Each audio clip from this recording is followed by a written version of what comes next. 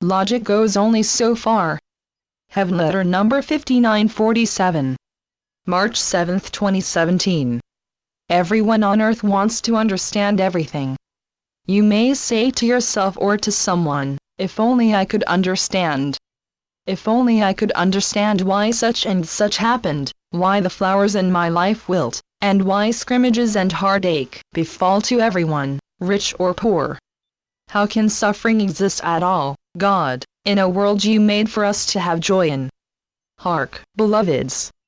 It is your conjecture that your pinpointing a cause will make you feel better.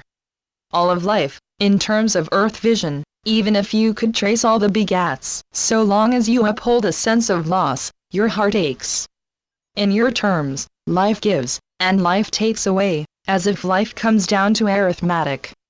There's a deep world belief in having to have and having to keep close by your side whatever you believe you possess. You keep it close to you for fear of life's taking it away from you at the other end of the rainbow.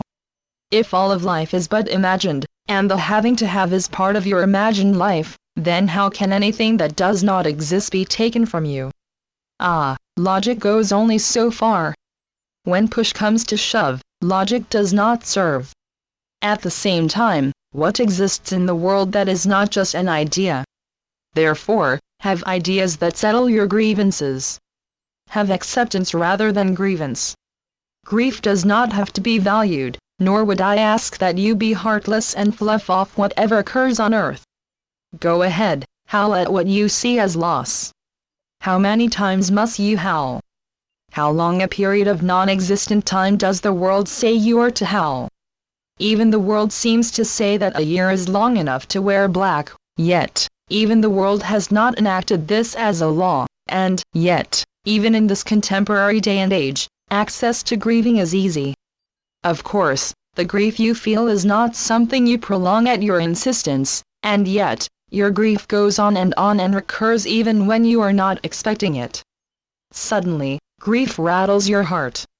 Put your arms around the grief, and then move on, for the sun is still shining. Perhaps your grieving makes you feel closer to what matters to you.